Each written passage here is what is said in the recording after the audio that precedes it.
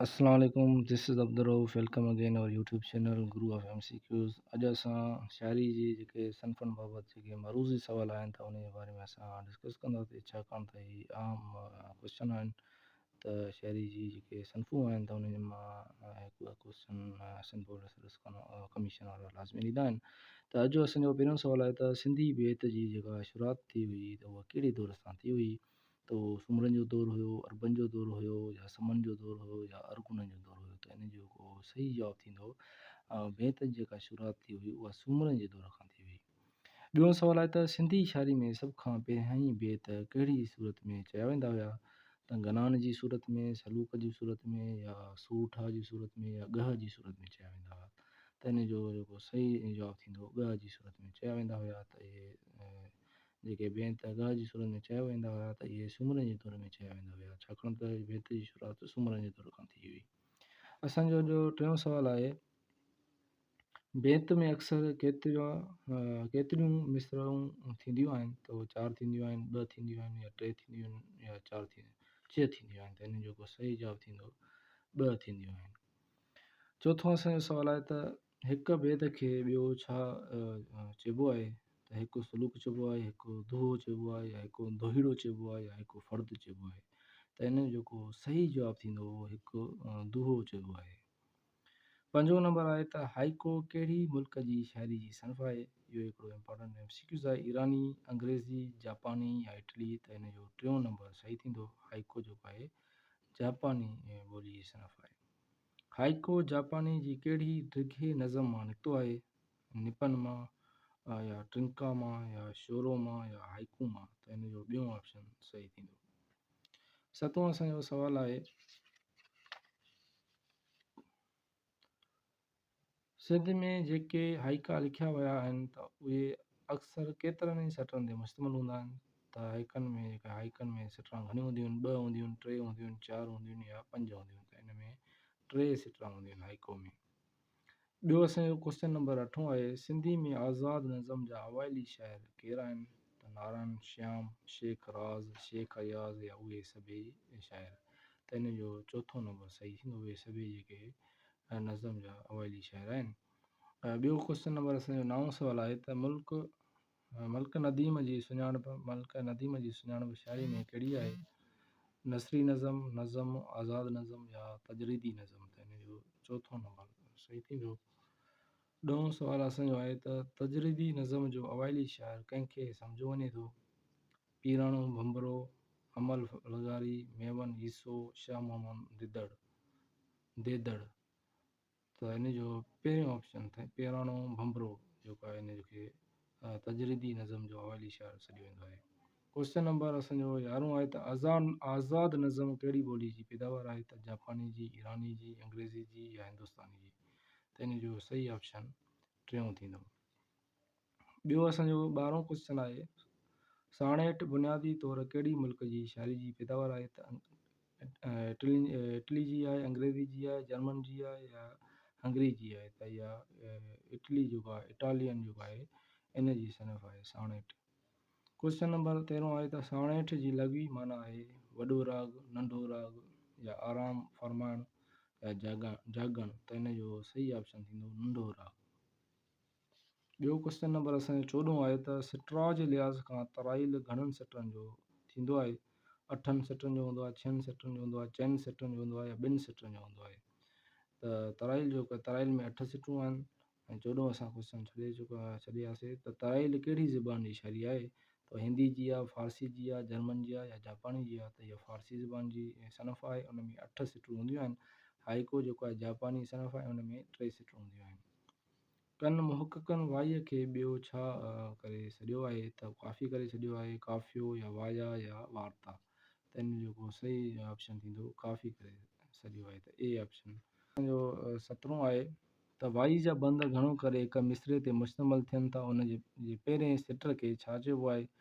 मिसरा, सिट, leak, या थुल। त इन जो 4 ऑप्शन जेको आहे सही थींदो। क्वेश्चन नंबर 18 आहे त हिकु ख़्याल मूजिबि काफ़ी ऐं वाई हिकु शइ जा 2 नाला आहिनि। लाड़ में उन खे छा ऐं उतर में छा सॾियो वञे थो। काफ़ी वाई, बेत नज़म, दुहो ॾोहीड़ो, वाई काफ़ी। त वाई ऐं काफ़ी जेको आहे वाई जेको आहे काफ़ी खे लाड़ में सॾियो वञे थो ऐं वाई खे वरी उत्तर में काफ़ी सॾियो वञे थो। क्वेश्चन नंबर असांजो 19 आहे त कहिड़े प्रोफेसर जी बक़ौल आम इस्लाम में कंहिं ॻाल्हि या ॿोलीअ खे वाई सॾिबो आहे। वाईअ में अक्सर हजर ऐं फ़राक़ जूं ॻाल्हियूं हूंदियूं आहिनि त उहे इहे लफ़्ज़ जेको आहे कंहिं चया हुया त अब्दुल जब्बार जोणीजे साहिबु चया हुया, महबूब अली चन्ना, ज़फ़र हसन या काज़ी खादम साहिबु चया हुया। त इन जो सही ऑप्शन काज़ी खादम थींदो। त 20हों असांजो सुवालु आहे त सभ खां अॻाटियूं वायूं कंहिं जूं मिलनि थियूं, शाह इनायत जूं, शाह लतीफ़ जूं, काज़ी कादम जूं या शाह करीम जूं। त शाह इनायत साहिब जूं जेके अॻाटियूं वायूं मिलनि थियूं। क्वेश्चन नंबर असांजो 21 आहे त हिन वक़्त ताईं जेका तहक़ीक़ थी आहे त हिक ख़्याल मुताबिक़ काफ़ी जोड़ी कंहिं जोड़ी आहे त उहा गज़ल, वाई, दुओ या मरसियो। त इन जो सही ऑप्शन थींदो वाई थींदो। क्वेश्चन नंबर असांजो 22 आहे काफ़ीअ जो मौज़ू तक़रीबन छा हूंदो आहे। समाजी मसइला उन में काफ़ी जो मौज़ू आहे, या मज़हबी मसइला हूंदा आहिनि, या इश्क ऐं फ़राक़ जूं ॻाल्हियूं हूंदियूं आहिनि काफ़ी में, या जंगी दास्तान जूं ॻाल्हियूं हूंदियूं आहिनि। त इश्क ऐं फ़राक़ जूं जेके आहिनि काफ़ी में ॻाल्हियूं हूंदियूं आहिनि। ॿियो क्वेश्चन नंबर असांजो 23 आहे त लतीफ़ साईं जी वाई खे कहिड़े शाइर काफ़ीअ जो नमूनो ॾेई अरूज ते आंदो। त सचल सरमस्त हुयो, या फ़कीर नानक यूसुफ हुयो, या सरो फ़कीर हुयो, या मुराद फ़कीर हुयो। त इन जो सही ऑप्शन थींदो सचल सरमस्त हुयो। छाकाणि त लतीफ़ साईं जेको आहे भटाई कलोड़नि जे दौर खां तालुक़ु रखंदो हुयो। कलोड़नि जे दौर खां पोइ जेको आहे मीराना टालपन जो दौर स्टार्ट थियो त पोइ वाई खे जेको आहे न वॾे अरूज ते पहुता हुयो सचल सरमस्त। क्वेश्चन नंबर असांजो 24 आहे सिट्रा जे लिहाज़ खां काफ़ी में ॿनि सिटनि जो हम काफ़िया छा हूंदो आहे। वज़न, बर, रदीफ़ या थुल। त इन जो ऑप्शन चोथों सही थींदो दुल। काफ़ी जा क्वेश्चन नंबर 25 काफ़ी जा अवाइली अहञाण कहिड़े दौर हुकूमत खां मिलनि था। आरगून खां, तुर्खाननि खां, कलोड़नि खां या मुगलनि खां। त आरगूननि खां इन जा अवाइली जेके आहिनि अहञाण मिलनि था। क्वेश्चन नंबर 26 कंहिं खां सवाइ सभिनी अरूज़ी शाइरी जी सनफ़नि खे नज़म चयो वेंदो आहे। त गज़ल खां सवाइ, काफ़ी खां सवाइ, या वाई खां सवाइ, या ॾोहीड़ो खां सवाइ। त गज़ल खां सवाइ सभिनि खे अरूज़ी शाइरी जी सनफ़नि खे सभिनि खे असां नज़म कंदा आहियूं गज़ल खां सवाइ। क्वेश्चन नंबर 27 आहे त लफ़्ज़ नज़म जी माना आहे शेर लिखणु, झुमर हणणु, या राग चवणु, या पोयण। त इन जो चोथों नंबर ऑप्शन सही थींदो पोयण। क्वेश्चन नंबर 28 सिंधी शाइरी में परसराम ज़िया ऐं डेश नज़म जो पहिरियों शाइर चयो वञे थो। त अम्बोली अहमद मल्ला खे, या हैदर बख़्श जतोई साहिब खे, या मीर सांगी साहिब खे, या कसचंद बेवर साहिब खे। त हैदर बख़्श जतोई ऐं परसराम ज़िया साहिब खे नज़म जो पहिरियों शाइर चयो वेंदो आहे सिंधी शाइरी में।